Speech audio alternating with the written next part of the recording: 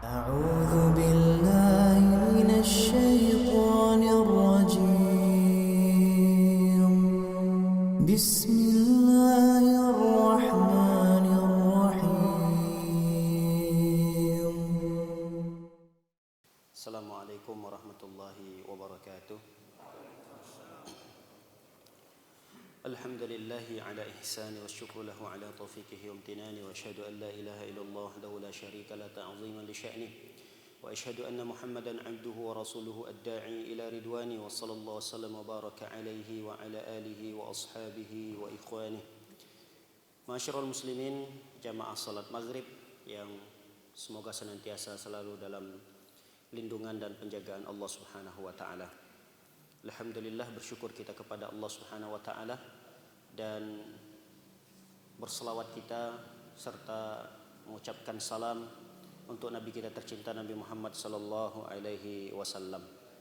Para hadirin jamaah salat maghrib yang berbahagia, kembali kita melanjutkan kajian kita dalam pembahasan kitab Al-Adabul Mufrad, di mana pada pertemuan yang lalu kita telah menyelesaikan pembahasan bab yang ke-27 dan bab yang ke-28. Bab yang bab yang ke-25. Bab yang ke-25. Insyaallah kita akan melanjutkan bab yang berikutnya, bab yang ke-26. Hadis yang ke-49. Babnya bab 26, hadisnya yang ke-49. Bab yang ke-26 berbicara tentang silaturahmi. Kalau bab yang sebelumnya adalah berbicara tentang wajibnya bersilaturahmi, kalau pada kesempatan kali ini kita akan membahas tentang silaturahminya. Mungkin sedikit nanti kita akan menyinggung tentang keutamaan-keutamaan bersilaturahmi. Baik, para hadirin dimuliakan oleh Allah Subhanahu wa taala, hadis yang ke-49, hadis ini diriwayatkan oleh Al-Imam Muslim, Imam An-Nasa'i, Tirmizi, Ahmad dan seterusnya dari sahabat Abu Ayyub Al-Ansari. Abu Ayyub Al-Ansari pernah menyebutkan anna a'rabiyyan 'arada lin-nabi sallallahu alaihi wasallam fi masirihi. Ada seorang Arab Badui yang ketika itu sedang berbicara kepada Nabi sallallahu alaihi wasallam tatkala Rasul sallam sedang melanjutkan perjalanannya. Artinya sambil jalan Arab Badui tersebut mengiringi perjalanan Nabi sallallahu alaihi wasallam. Seraya berkata Arab Badui ini kepada Rasul sallam, "Akhbirni ma yuqarribuni minal jannah wa yuba'iduni minan nar." Ya Rasulullah, beritahu aku sesuatu yang bisa mendekatkanku dengan surga dan sesuatu yang bisa menjauhkanku dari neraka. Qal, lalu Rasul sallallahu alaihi wasallam bersabda, ta'budullah wa la tusyriku bihi syai'a wa tuqimus shalah wa tu'tiyaz zakah wa tasilur rahim. Kata Rasul sallallahu alaihi wasallam menjawab pertanyaan dari Arab Badui ini agar diberikan petunjuk untuk bisa mendekatkan dirinya kepada surga dan agar ia bisa jauh dari api neraka. Kata Rasul sallallahu alaihi wasallam, amalannya yang pertama adalah sembah Allah. Artinya tauhidkan Allah dengan sebenar-benarnya tauhid. Wala yusyrikuna bihi syai'a, dan jauhkan segala bentuk kesyirikan. Ini satu paket biasanya. Kalau ada perintah beribadah kepada Allah, mentauhidkan Allah, biasa setelahnya adalah jauhi kesyirikan. Nah, ini amalan yang pertama untuk mendekatkan diri kita kepada surga dan menjauhkan kita dari neraka, yaitu mentauhidkan Allah. Yang kedua, wa tuqimus shalah, dirikan salat, kerjakan salat, terutama salat yang 5 waktu yang diwajibkan kepada kita. Wa tu'tiyaz zakah, kemudian keluarkan zakat. Yang terakhir, watasilur rahim, dan engkau sambung tali silaturahmi. Nah, ini yang menjadi pokok pembahasan kita dalam hadis ini, yaitu amalan yang keempat yang dapat mengantarkan seseorang kepada surga dan menjauhkannya dari api neraka adalah sambung tali silaturahmi. Baik, hadis yang berikutnya, hadis yang ke-50. Hadis ini diriwayatkan oleh Abu Hurairah radhiyallahu taala anhu sampai kepada sahabat Abu Hurairah. Hadis ini diriwayatkan oleh Imam Bukhari, Imam Muslim, Imam An-Nasa'i, dan sampai kepada sahabat Nabi sallallahu alaihi wasallam Abu Hurairah radhiyallahu taala anhu, anna Rasul sallallahu alaihi wasallam qala, Rasul sallallahu alaihi wasallam bersabda, khalaqallahu azza wa jalla khalqa falamma faragha minhu qamatir rahimu faqala mah. Kata Rasul sallallahu alaihi wasallam, Allah Subhanahu wa taala menciptakan makhluknya. Manakala telah selesai penciptaan seluruh makhluk, lalu berdirilah rahim. Rahim ibu kita. Setiap perempuan memiliki rahim. Nah, ketika Allah Subhanahu wa taala menciptakan seluruh makhluknya, termasuk rahim yang diciptakan oleh Allah, nah ketika itu rahim berdiri. Faqala mah. Kata Allah Subhanahu wa taala, apa yang engkau inginkan? Allah bertanya kepada si rahim tadi.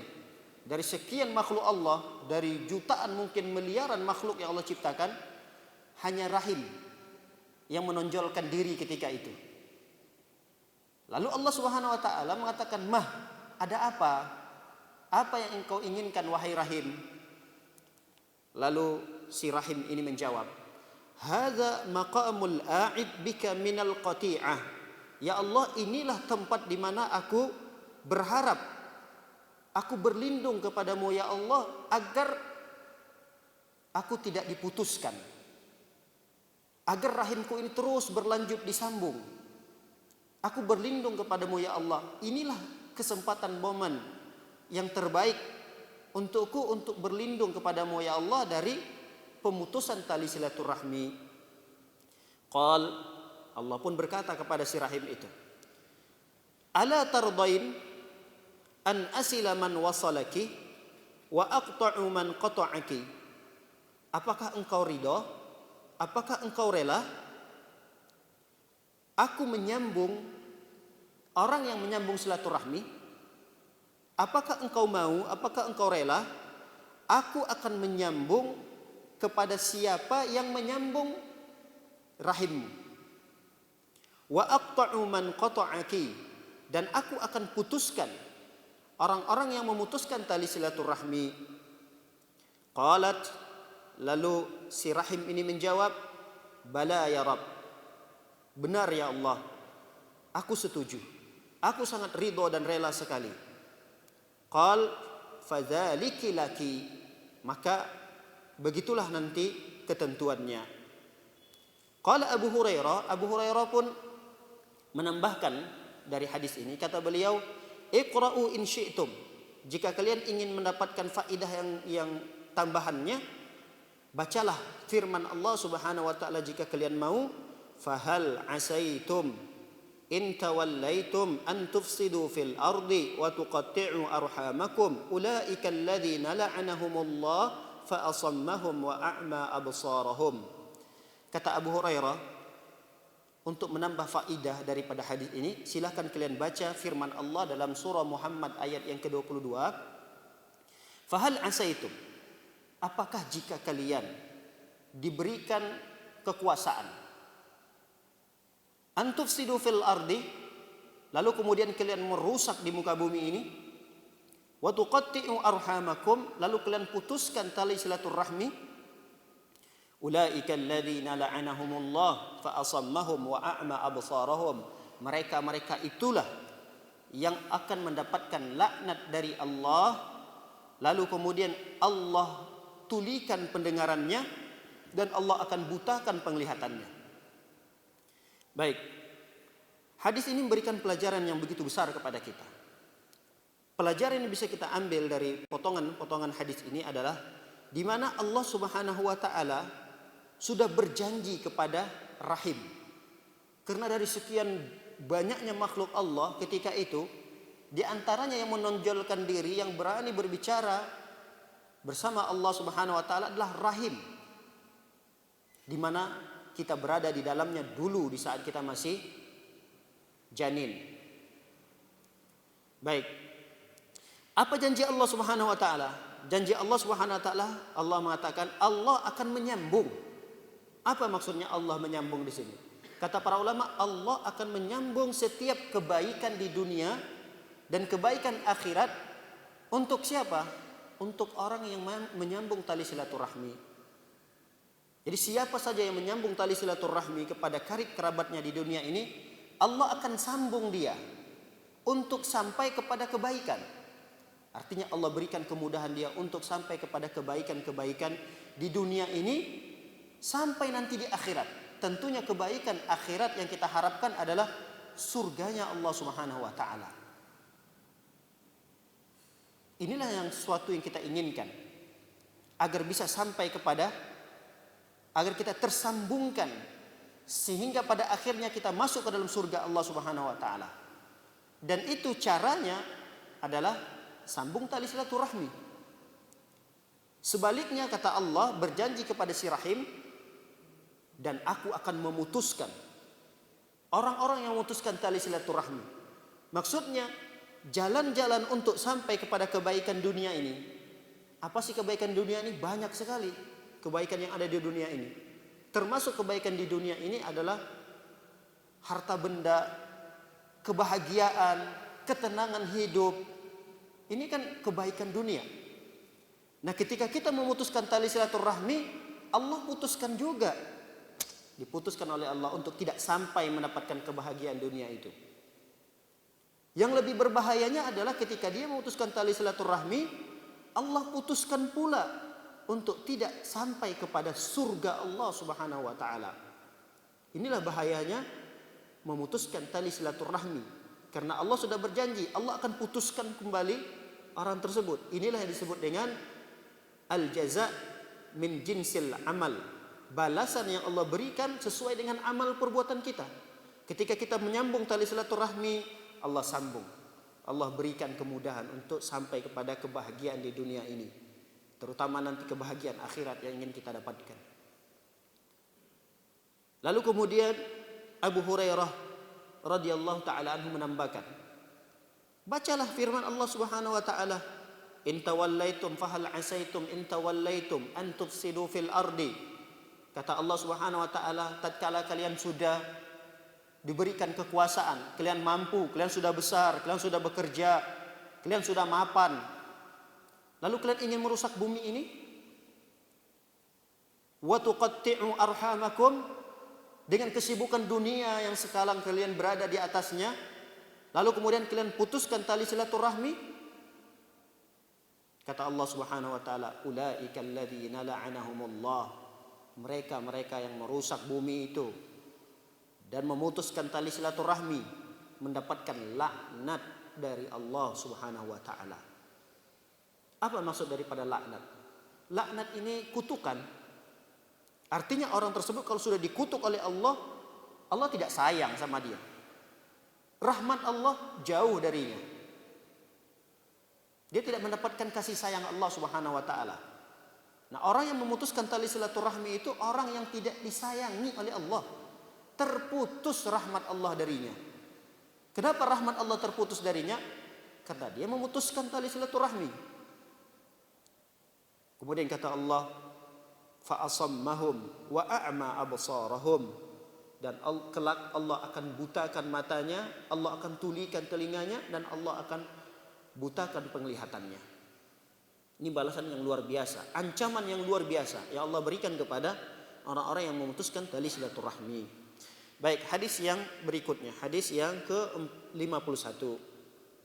Hadis ini diriwayatkan oleh Al-Imam Bukhari di dalam kitab tarikhnya, kemudian Imam Suyuti, tapi hadis ini dinilai lemah oleh Syekh Al-Albani rahimahullahu taala. Kita baca hadis tersebut. Hadis ini sampai kepada sahabat yang mulia Ibnu Abbas radhiyallahu taala anhuma.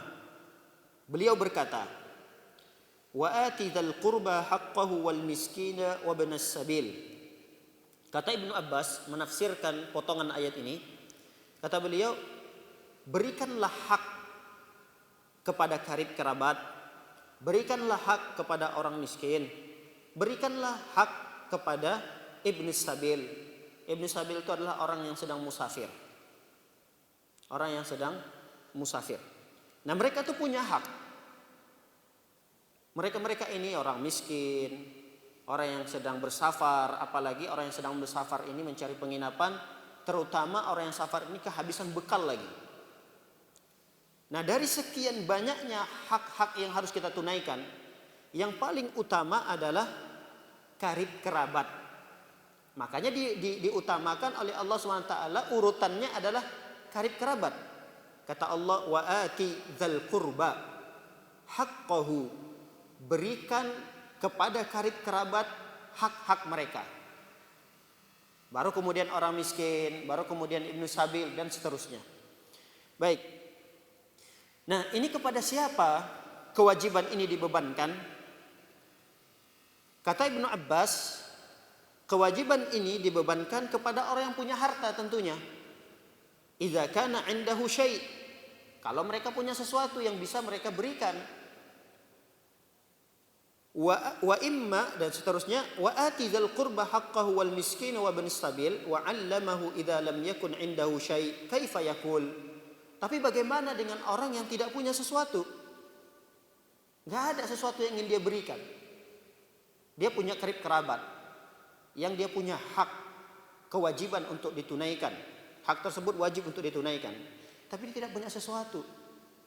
Tidak ada yang bisa dia berikan. Apakah dengan seperti itu gugur baginya untuk bersilaturahmi? Tidak. Tetap ada kewajibannya untuk bersilaturahmi. Dengan apa dia bersilaturahmi? Lanjutkan ayatnya. Fakul lahum qawlan maisura. Minimal dia mengucapkan perkataan baik. Dia punya orang tua di kampung. Saat ini kondisi ekonominya sedang tidak membaik. Lalu apakah dengan begitu sudah dia tidak perlu lagi menelpon orang tuanya, atau sebaliknya orang tua menelpon menanyakan kabarnya, dia tidak pernah angkat? Karena selama ini memang rutinitasnya setiap bulan, bahkan mungkin setiap pekannya dia mengirimkan sesuatu untuk yang bisa mengingat bahwa dia ini adalah orang yang berbakti kepada orang tua. Saat ini dia tidak bisa mengeluarkan sesuatu untuk dia berikan kepada orang tuanya tersebut. Maka kata Allah Subhanahu wa taala, minimal ketika dia ingin mengharapkan rahmat Allah, dia mengucapkan ucapan yang baik. Qaulan maisurah, ucapan-ucapan ringan yang bernilai baik. Ya, minimal ucapan assalamualaikum, bagaimana kabarnya, semoga Allah Subhanahu wa taala memberikan kesehatan. Ini kan ucapan-ucapan baik. Minimal itu yang dilakukan oleh orang tersebut. Iddatan hasanah, masih banyak kebaikan-kebaikan yang lain yang bisa dilakukan. Wala lahu an yakuna insyaallah wala taj'al yadaka maghlulatan ila unuqika wala tu'ti syai'a. Jangan sekali-kali ketika kita mampu untuk memberikan sesuatu kepada karib kerabat kita, kita tahan harta itu untuk tidak berikan. Sampai kata Allah SWT, wala taj'al yadaka, jangan kalian jadikan tangan kalian itu maghlulatan ila unuqika. Jangan kalian jadikan tangan kalian itu terbelenggu di atas pundak kalian. Maksudnya apa? Gambaran daripada seseorang itu pelit. Ini adalah gaya bahasa sindiran dari Allah Subhanahu wa taala bahwa orang ini pelit. Saking pelitnya digambarkan tangannya itu enggak bisa terbuka. Tangannya aja terbelenggu. Bayangkan, orang terbelenggu seperti ini, dia tangannya enggak bisa ngapa-ngapain, enggak bisa ngerogohkan sakunya. Ditambah lagi tangannya itu berada di atas pundaknya, di atas unuknya. Bisa digambarkan mungkin seperti ini. Enggak bisa berbuat apa-apa. Maksudnya adalah orang ini saking pelitnya. Nah, orang yang mampu dia memiliki sesuatu, dia nggak boleh seperti itu kepada karib kerabatnya. Karena ketika dia berbuat baik kepada karib kerabatnya, ini adalah bagian dari silaturahminya. Dan jangan pula kata Allah Subhanahu wa taala, wala tabsutha kullal basti. Jangan pula dia memberikan terlalu loyal, terlalu udahlah semua apa yang kita miliki kasih aja semua ke mereka. Enggak boleh juga kata Allah. Sampai ketika kita terlalu royal dan loyalnya sehingga kita tidak memiliki sesuatu di rumah. Anak istri mau makan, anak mau sekolah, juga tidak mampu akhirnya kita menyekolahkannya karena setiap kali kita dapat rezeki semuanya kita berikan kepada karib kerabat kita. Ini juga tidak boleh kata Allah. Jangan terlalu bermudah-mudahan juga untuk membuka selebar-lebarnya tangan kita gitu. Ya, berikan sesuatu yang kita miliki. Jangan ditahan kalau kita mampu, tapi juga jangan berlebih-lebihan. Kenapa? Fataquda maluman.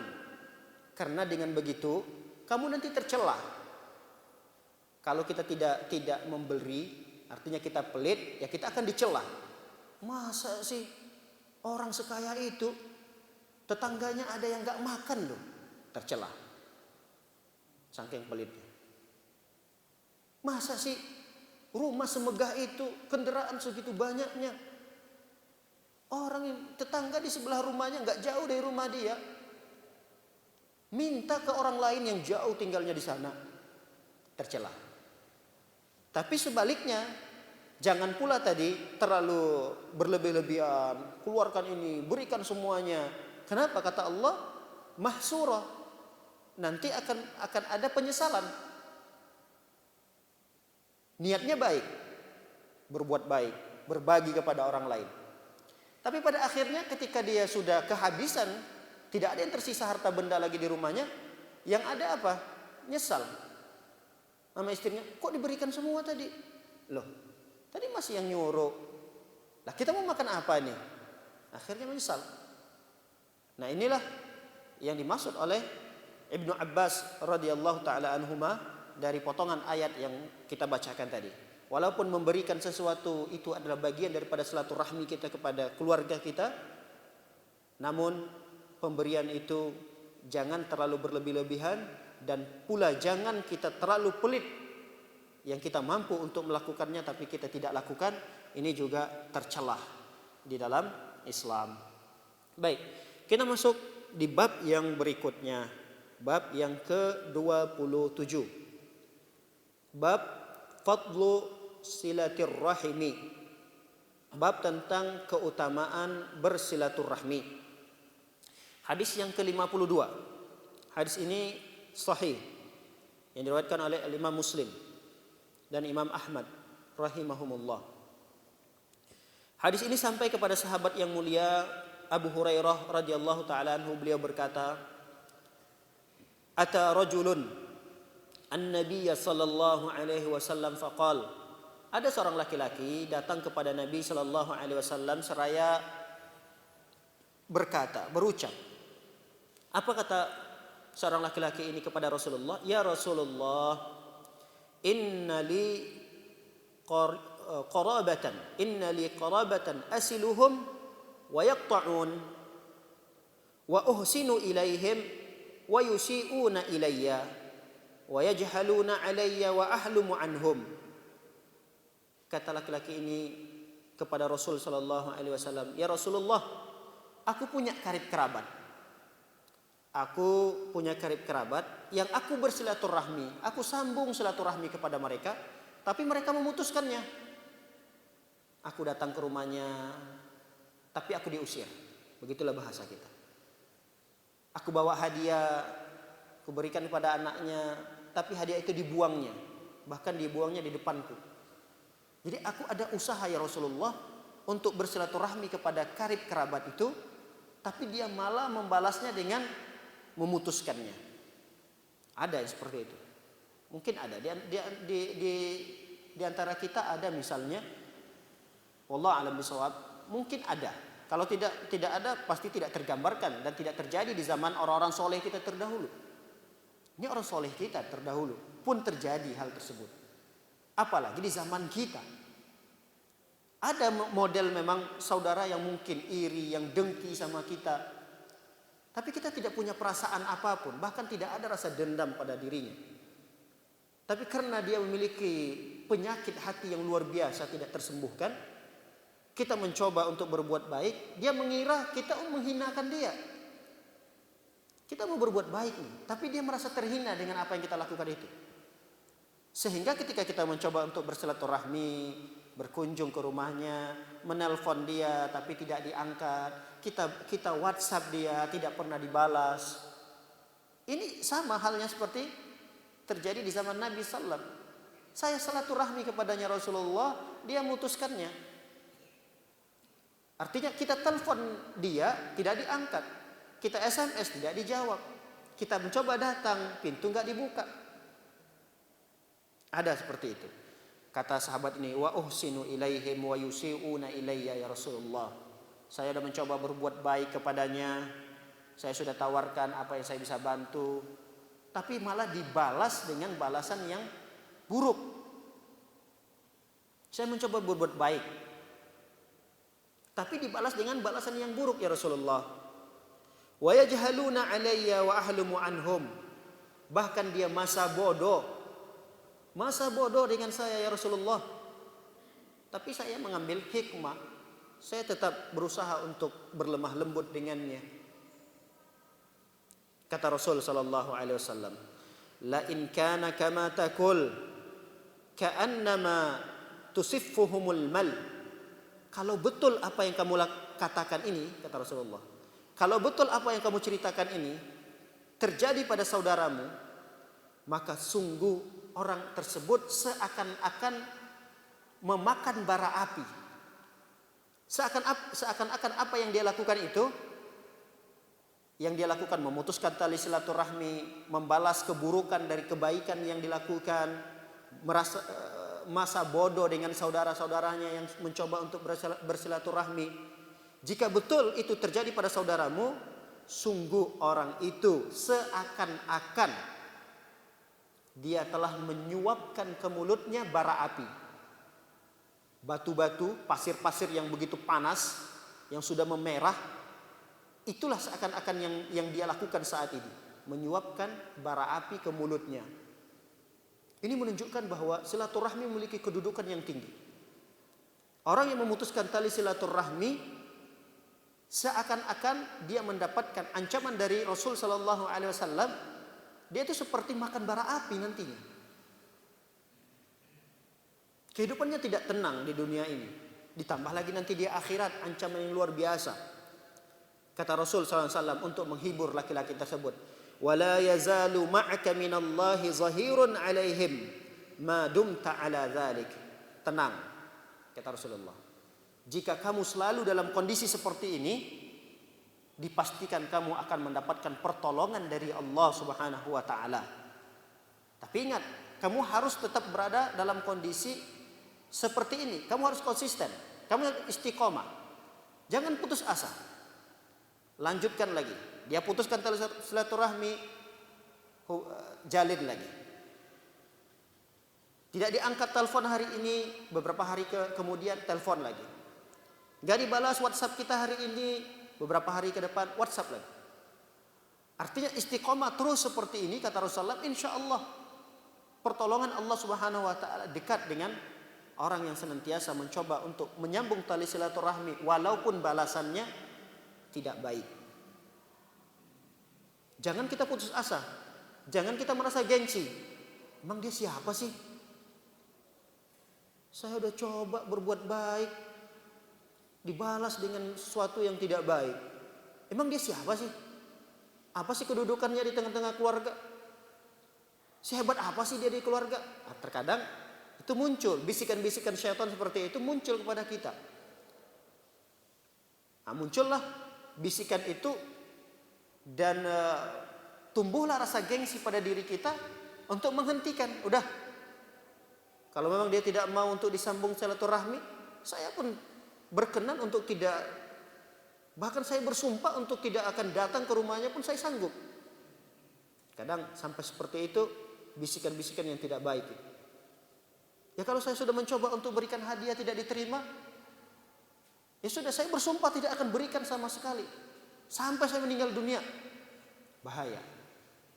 Karena kalau kita tidak istiqomah terus menerus melakukan itu, maka pertolongan Allah akan terputus. Kata Rasulullah, madum ta'ala zalik. Kalau engkau terus menerus dalam kondisi seperti itu, maka pertolongan Allah Subhanahu wa taala, pertolongan Allah di dunia ini tentunya yang kita sedang berada di dalamnya. Dan tentunya pertolongan yang kita harapkan dari Allah adalah pertolongan ketika kita nanti di akhirat. Dan itu pertolongan bisa kita dapatkan dari kita bersilaturahmi. Kita menyambung tali silaturahmi, terutama yang perlu kita garis bawahi adalah kepada karib kerabat yang tidak suka sama kita. Ini yang perlu kita garis bawahi. Ketika kita ingin mendapatkan pertolongan Allah di dunia ini, kita kan punya masalah. Masalah kita ini kan gak mudah untuk kita selesaikan, kecuali atas pertolongan Allah. Nah caranya ketika kita punya masalah-masalah, beban-beban dunia yang begitu berat ini, cari saudara-saudara kita yang mungkin agak punya kesal atau apa, dongkol sama kita, atau mungkin sampai saat ini dia masih menyimpan ketidaksukaannya kepada kita. Nah, saudara-saudara seperti ini kita tandai. Bukan untuk kita balas, tapi malah kita jalin kebaikan-kebaikan. Kita berikan hadiah kepadanya. Itu yang harus kita lakukan tatkala kita ingin mengamalkan hadis Nabi sallallahu alaihi wasallam yang ke-52 ini. Baik, kita lanjutkan hadis yang berikutnya, hadis yang ke-53. Hadis Nabi sallallahu alaihi wasallam yang dinilai sahih, diriwayatkan oleh Abu Dawud, Tirmizi, Hakim dan seterusnya. Hadis ini sampai kepada sahabat Nabi yang mulia Abdurrahman bin Auf, annahu sami'a Rasulullah sallallahu alaihi wasallam yaqul. Abdurrahman bin Auf pernah mendengar Nabi sallallahu alaihi wasallam bersabda, qala Allah azza wa jalla, Allah Subhanahu wa taala berfirman. Ini biasanya disebut dengan hadis qudsi. Hadis qudsi ada kalimat Allah Subhanahu wa taala berfirman. Apa kata Allah Subhanahu wa taala? Ana ar-Rahman wa ana khalaqtur rahim washtaqaqtu laha min ismi faman wasalaha wasaltuhu wa man qata'aha batattuhu. Kata Allah Subhanahu wa taala, aku adalah Ar-Rahman. Ar-Rahman, Allah adalah Ar-Rahman, Ar-Rahim. Aku adalah Ar-Rahman, kata Allah, Maha Penyayang. Wa khalaqtur rahim, dan aku menciptakan rahim. Rahim, ya rahim ibu. Aku yang menciptakannya itu, kata Allah Subhanahu wa taala. Washtaqaqtu laha min ismi, dan kata rahim itu berasal, akar katanya itu berasal dari Rahman. Ar-Rahman tadi. Jadi dalam bahasa Arab ada namanya istilah akar kata. Misal masjid. Masjid ini satu akar dengan kata sujud. Sujud itu satu akar dengan kata masjid. Sajadah misalnya, sajadah seperti ini itu satu akar. Sajadah, sujud, kemudian masjid. Satu akar dari kata sajadah. Begitu juga rahim. Rahim itu satu akar dengan kata Ar-Rahman, Ar-Rahim. Nah, kata Allah Subhanahu wa taala, aku yang menciptakan rahim itu, kemudian aku jadikan kata rahim itu satu akar dengan kata Ar-Rahman, nama Allah Subhanahu wa taala ini. Kemudian kata Allah SWT, faman wasalaha wasaltuhu, siapa orang yang menyambung tali silaturahmi, maka aku akan sambungkan, dan siapa orang yang memutuskannya, maka akan aku putuskan. Ini sudah kita jelaskan tadi. Maksud daripada Allah menyambung dan apa pula yang dimaksud dengan Allah memutuskan. Nah, hadis ini semakna dengan hadis yang berikutnya nanti. Hadis yang ke-54, 55, ini semakna semua. Jadi mungkin Saya akan bacakan tapi tidak perlu dijelaskan karena penjelasnya tetap akan berulang-ulang nanti. Saya hanya membacakan saja. Kita lanjutkan hadis yang berikutnya 54. Hadis yang 54 sampai kepada sahabat Al-Anbas. Beliau berkata, "Dakhaltu ala Abdullah bin Amr fil Wahdi, yakni ardan lahu bit Taif." Pernah aku datang kepada sahabat Abdullah bin Amr di satu kebunnya yang berada di Taif. Faqala, lalu aku berkata, atafa lana Nabi sallallahu alaihi wasallam isba'ahu. Rasul memberikan isyarat dengan jarinya. Ar-rahim syujnatun minar rahman. Bisa dibaca syujnah, bisa syajnah, bisa syijnah. Jadi rahim itu satu akar dengan kata rahman, kata Rasul sallallahu alaihi wasallam. Man yasiluha yasiluhu. Siapa orang yang menyambung tali silaturahmi, Allah akan sambung. Dan siapa orang yang memutuskan tali silaturahmi, maka Allah akan putuskan. Tambahan daripada riwayat yang kedua ini adalah kata Rasul sallallahu alaihi wasallam, laha lisanun talqun dzalqun yaumal qiyamah. Ini tambahan riwayatnya. Jadi kalau tadi di hadis qudsi tidak ada kata ini. Kalau di hadis qudsi tadi tidak ada kata laha lisanun talqun dzalqun yaumal qiyamah. Sesungguhnya rahim itu nanti pada hari kiamat dia punya lisan. Dia punya lisan yang bisa berbicara pada hari kiamat. Rahim, setiap rahim perempuan termasuk rahim ibu kita itu nanti dia akan diberikan oleh Allah Subhanahu wa taala lisan. Lisan itu lidah. Lidah yang sifatnya talqun, fasih dalam berbicara. Kemudian balighun. Zalqun ini baligh. Berbicaranya fasih, jelas, tegas dan mudah dipahami. Lihat. Allah Subhanahu wa taala memuliakan rahim. Sampai kemuliaan Allah Subhanahu wa taala Allah berikan kepada rahim itu pada hari kiamat nanti. Kenapa? Kenapa Allah Subhanahu wa taala berikan rahim ibu kita itu bisa berbicara nanti?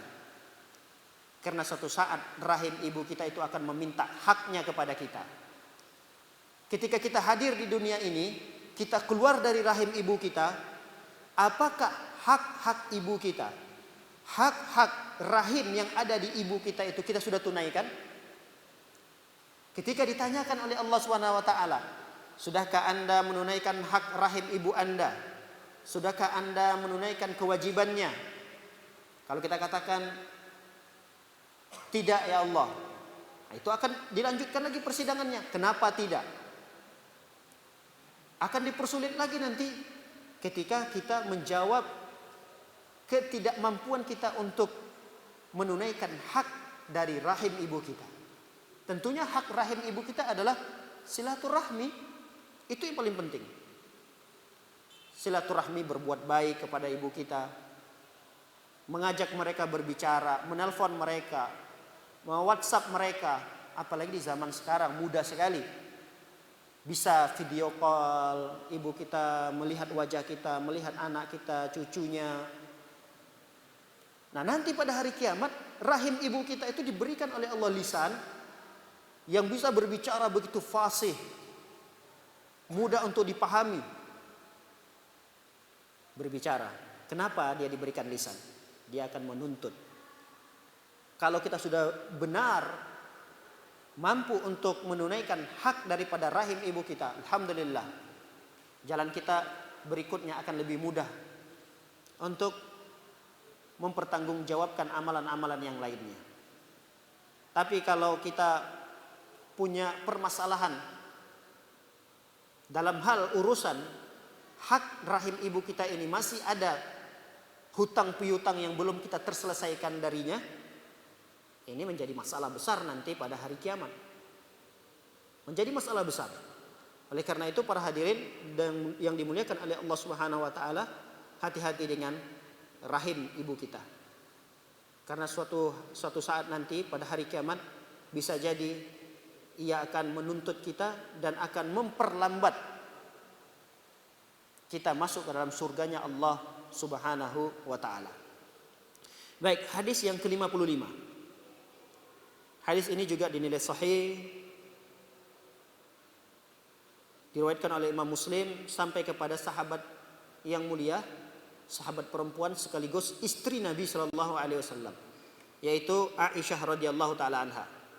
Hadis ini sampai kepada istri Nabi Shallallahu Alaihi Wasallam, anna Nabi Shallallahu Alaihi Wasallam qala, Nabi Shallallahu Alaihi Wasallam bersabda, ar-rahimu syujnatun minallah, man wasalaha wasalahu Allah, wa man qata'aha qata'ahu Allah.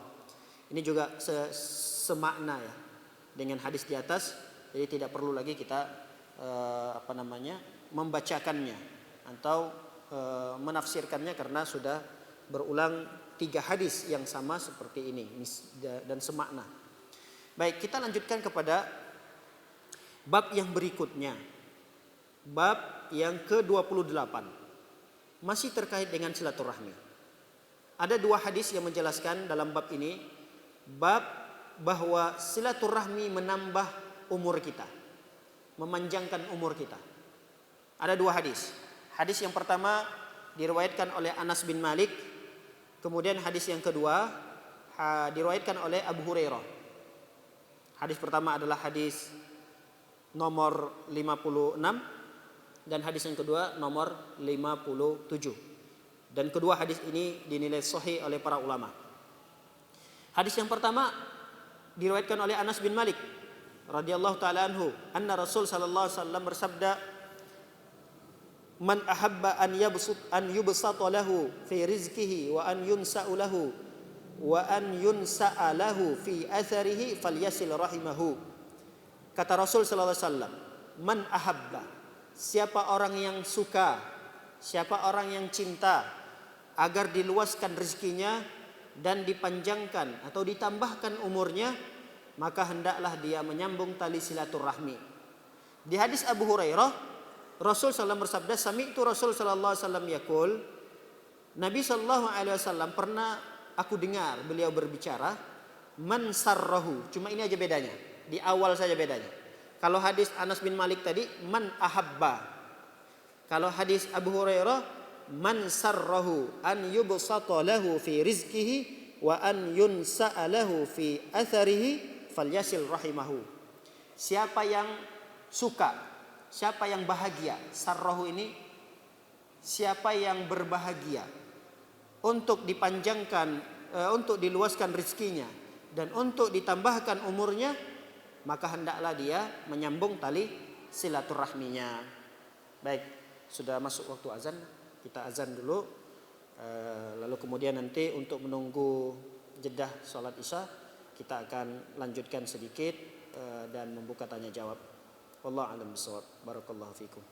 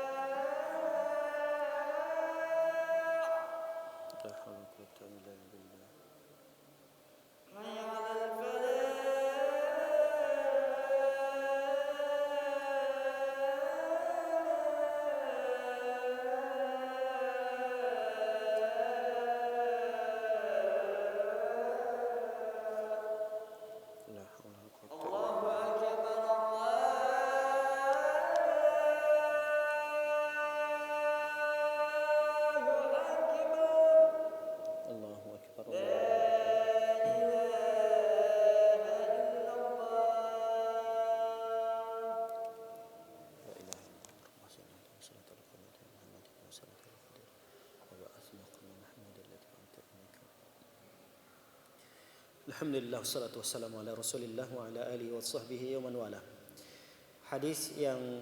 Dua hadis yang sudah kita bacakan tadi pada bab yang ke-28 ini sudah sangat jelas dan terang bagi kita bahwa ketika kita ingin dipanjangkan umur, ditambah umur kita, diluaskan rezeki kita, maka kata Rasul sallallahu alaihi wasallam adalah sambung tali silaturahmi. Mungkin akan muncul pertanyaan, bagaimana mungkin seseorang yang sudah ditetapkan takdirnya, rizkinya sekian, ya udah sekian, dan itu sudah ditetapkan oleh Allah Subhanahu wa taala 5.000 tahun sebelum diciptakan langit dan bumi. Artinya jauh sebelum kita ada di dunia ini, segala sesuatu terhadap kita sudah ditakdirkan Allah, termasuk rizki kita, umur kita. Berarti kan sebelum kita lahir, jauh sebelumnya Allah sudah tetapkan umur kita berapa tahun sih di dunia ini, rizki kita berapa miliar sih di dunia ini, udah ditetapkan oleh Allah jauh sebelumnya. Nah, ini bertentangan nggak dengan hadis ini? Hadis ini malah mengatakan kalau kita silaturahmi, ini bisa menambah umur dan bisa meluaskan rezeki. Nah, di sini ada pembicaraan sedikit di kalangan para ulama.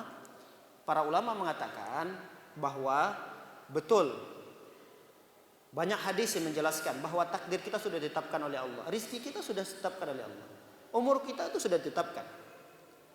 Tapi dengan kita bersilaturahmi, keberkahan dari rezeki kita dan keberkahan dari umur kita itu diberikan oleh Allah. Misal umur kita ya 70 tahun. Orang umur 70 tahun ini apa yang bisa dia lakukan sih? Lakukan A, B, C dan seterusnya. Ada orang yang sama umurnya 70 tahun juga. Tapi yang luar biasanya, si A ini yang usianya sama dengan si B 70 tahun, sama-sama 70 tahun. Tapi bedanya adalah keberkahan daripada umurnya. Si A umurnya 70 tahun, si B 70 tahun, tapi si A tidak bisa melakukan ibadah-ibadah yang dilakukan oleh si B. Itu keberkahan umur.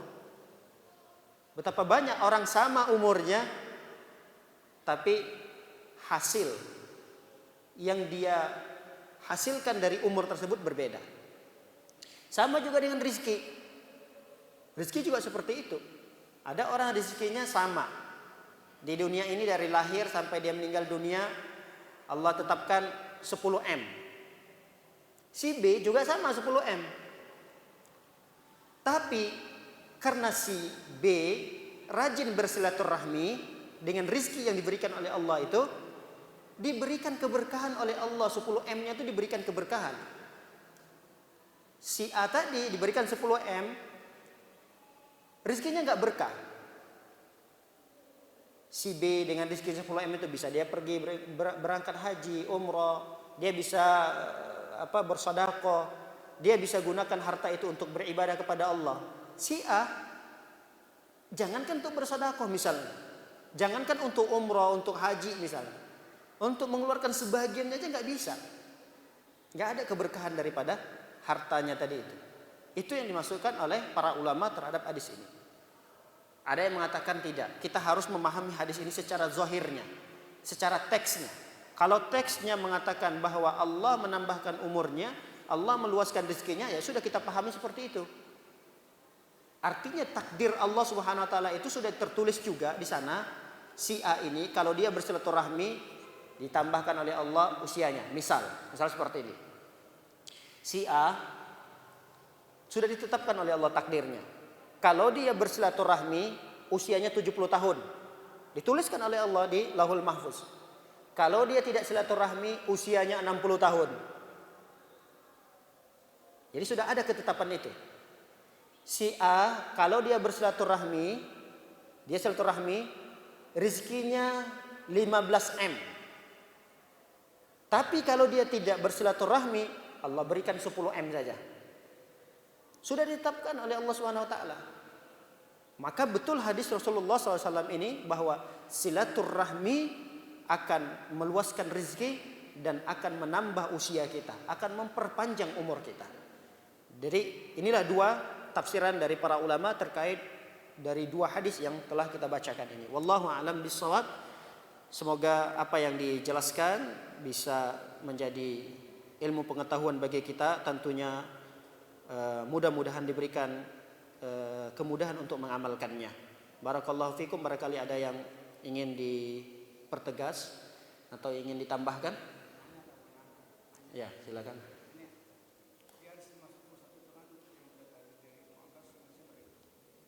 Iya, yang tadi hadis Yang saya tanyakan, apakah semua hadis dhaif itu tidak bisa dijadikan dasar hukum, atau masih dibolehkan hadis dhaif itu dipakai disebutkan seandainya ada salah-salahnya kan? Baik. Ya, satu lagi kata silaturahim itu kan tadi dari satu saat silaturahim itu adalah menjaga hubungan baik sesama kerabat. Nah, sekarang ini kita kalau menjaga hubungan dengan teman sekolah dan ini juga dianggap silaturahim. Jadi sebenarnya itu benar nggak perkataan itu? Baik. Barakallahu fiik. Pertanyaan pertama, apakah hadis yang lemah tidak bisa dijadikan hujjah atau bisa dijadikan hujjah? Wallahu a'lam bishawab. Hadis lemah itu juga memiliki tingkatan-tingkatan. Ada hadis yang lemahnya sedikit. Ada juga hadis yang lemahnya lemah sekali. Nah, kalau dia lemah sekali itu memang tidak bisa dijadikan argumentasi di dalam beragama. Tapi kalau lemahnya ringan, tidak parah, terus gimana kita membedakan hadis ini lemahnya ringan? Itu bukan kita. Tentunya para ulama. Dalam hal ini adalah Syekh Albani rahimahullah ta'ala sangat ahli di dalamnya. Bahkan beliau termasuk sosok seorang ulama yang mengomentari hadis Al-Imam Bukhari. Hadis Imam Bukhari dalam kitab ini. Ini kan kitab Al-Adabul Mufrad karangan Imam Bukhari. Nah, di sini juga disebutkan oleh beliau ini hadisnya lemah. Nah, penilaian lemah itu bukan sekedar keluar dari mulut kita atau mulut Syekh Albani, tapi melalui penelitian-penelitian yang panjang sekali. Jadi beliau menilai dulu sanad-sanadnya. Sanad itu kan mata rantai yang sampai kepada Nabi. Misal Imam Bukhari. Imam Bukhari ini kan tidak langsung mengambil hadis dari Rasulullah. Imam Bukhari ngambil hadis ini dari gurunya dulu. Misalnya Imam Nafi'. Imam Nafi' juga tidak ketemu dengan Rasulullah. Imam Nafi' ini berguru dulu kepada sahabat, misalnya Abu Hurairah. Nah, Abu Hurairah inilah yang mendapatkan hadis itu kepada Nabi SAW. Ini namanya sanad, mata rantai yang sampai kepadanya hadis. Jadi perorangan tadi dari orang yang meriwayatkan hadis ini namanya sanad. Nah, itulah yang diteliti. Baik, kalau hadisnya misalnya dari penelitian itu nanti ada misalnya dari perawi itu sedikit dia dusta, dia pendusta, dikit doang dustanya, atau hafalannya tidak benar, hafalannya lemah, maka hadisnya menjadi lemah. Kalau kelemahan hadis itu misalnya tidak terlalu berat, tidak terlalu parah, maka hadis itu masih boleh diamalkan selama ada hadis lemah yang lain menguatkannya. Tidak ada masalah. Jadi hadis lemah itu boleh diamalkan selama ada hadis lemah yang lain yang menguatkannya. Kemudian hadis lemah itu boleh dijadikan argumentasi selama itu dalam fadailul a'mal. Jadi dalam keutamaan dalam beramal, bukan dalam berakidah, bukan dalam perkara-perkara yang lainnya, tapi dalam menjelaskan tentang keutamaan ibadah ini gitu. Tapi ingat hadisnya jangan terlalu lemah. Allah alam bisawab. Itu barangkali yang bisa dijawab dari pertanyaan pertama. Dari pertanyaan yang kedua, berbuat baik kepada orang yang tidak ada kaitannya dengan kekerabatan. Apakah disebut juga dengan silaturahmi? Dalam bahasa sehari-hari kita iya seperti itu. Jadi dalam bahasa sehari-hari kita, yuk kita silaturahmi. Tempat siapa? Tempat teman yang beberapa hari ini nggak kelihatan di masjid gitu. Nggak tahu nih beberapa hari udah hampir 2 minggu nggak kelihatan di masjid. Yuk kita ke rumahnya yuk silaturahmi. Biasa gitu. Teman-teman satu jamaah. Apakah itu benar dikatakan silaturahmi? Sebagian ulama mengatakan iya, tapi pendapat ini tidak kuat. Karena dari hadis pertama kita baca tentang silaturahmi sampai saat ini kita membaca hadis tentang silaturahmi, berapa puluh hadis yang sudah kita lewati. Itu semuanya terkait dengan karib kerabat yang ada hubungan rahim dengan kita. Jadi siapa aja sih orang yang keterkaitan rahim dengan kita? Ya terutama ayah kita, ibu kita, kemudian nanti ayahnya ayah kita, yaitu kakek kita, nenek kita, kemudian bibi, paman, kemudian anak kita, cucu kita. Nah, maka siapa yang terlebih dahulu kita sambung silaturahminya? Yang paling dekat. Itu yang terlebih dahulu kita utamakan. Siapa yang paling dekat dengan kita atau yang satu rahim dengan kita, seperti adik, kakak kita. Jadi silaturahmi itu keterkaitannya dengan rahim. Makanya disebut dengan silaturahmi. Rahmi itu maksudnya rahim. Jadi silaturahmi menyambung rahim. Jadi kalau menjalin silaturahmi adalah kepada orang yang ada hubungannya karib kerabat dengan kita. Tadi saya sudah sebutkan bahwa silaturahmi itu juga bisa digunakan kepada selain orang yang mungkin tidak ada hubungan karib kerabat. Bisa. Ada sebagian ulama seperti itu, tapi dia menilainya jauh sekali ke belakang. Kenapa? Karena kalau kita diurut ini, misalnya saya dengan Bapak, ini kalau diurut-urut kalau hafal ya, mungkin kita ketemu di kakek yang ke 150-nya gitu. Cuma siapa yang hafal gitu. Tapi kan jauh banget. Atau enggak ketemu di kakek yang 150, tapi nanti ketemu juga di Nabi Adam alaihissalam. Wallahu a'lam bishawab, tapi pendapat yang pertama ini yang saya sudah sebutkan tadi tidak kuat. Pendapat yang kuat itu adalah ketika kita bersilaturahmi, berbuat baik, dikatakan berbuat baik kita itu silaturahmi ketika kita melakukan kebaikan itu kepada karib kerabat kita. Adapun kepada selain karib kerabat kita, ya disebut berbuat baik saja, tapi tidak bernilai silaturahmi. Makanya kata Rasul Shallallahu Alaihi Wasallam, sedekah yang kita keluarkan kepada orang lain itu cuma nilainya sedekah, pahala sedekah. Tapi kalau sedekah yang kita keluarkan kepada karib kerabat kita yang mungkin ada hubungan rahim dengan kita berikan sedekah kepada mereka, pahalanya dua. Satu pahala sedekah, yang satunya lagi adalah pahala silaturahminya. Nah, makanya silaturahmi ini keterkaitannya kuat sekali dengan persaudaraan, bukan dengan pertemanan dan persahabatan atau mungkin perjamaah seperti ini. Itu tidak disebut dengan silaturahmi. Wallahu a'lam bishawab. Barangkali. Oh ya, terakhir ya. Assalamualaikum warahmatullahi wabarakatuh. Waalaikumsalam warahmatullahi wabarakatuh. Mungkin kaitannya dengan dengan keutamaan sedekah yang baru saya sampaikan. Kalau kita bersedekah itu kan memang diutamakan ke yang ada karib kerabatnya dibandingkan dengan yang orang lain. Nah, misalkan kita pandang saudara kita ini tidak sholat, kita kan ingin sedekah kita, infak kita itu diterima sama dia, kemudian dia mendoakan kita.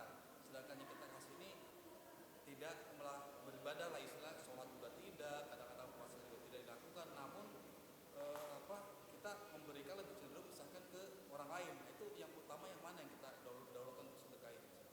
Iya. Kalau kita ingin mengamalkan hadis Nabi SAW, tetap kita dahulukan saudara kita. Walaupun saudara kita itu dia tidak sholat, dia tidak, ya kita anggap dia tidak soleh lah. Tapi itulah kesempatan kita untuk memberikan dan memperbaiki kesalahan dan ketidaksolehannya itu dari sisi mana. Oh, dia tidak sholat. Ketidaksolatan dia itu jangan sampai kita memutuskan tali silaturahmi, jangan sampai kita tidak menegur sapanya, apalagi menyetop bantuan. Jangan, karena itu akan memperburuk keadaannya. Ketika dia tidak sholat, ditambah lagi kita tidak memberikan bantuan, bisa jadi tadinya tidak sholat misalnya 5 waktu, ditambah ketika kita tidak bantu dia tidak sholat lagi, sholat Jumat sekali kan, tambah parah keadaannya. Nah, maka ketika kita memberikan bantuan, boleh kita ngambil kesempatan dakwahi, ajak dia.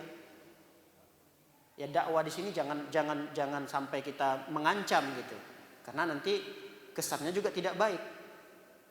Jadi kita mengambil kesempatan, kita mengirimkan bantuan, kita memberikan bantuan.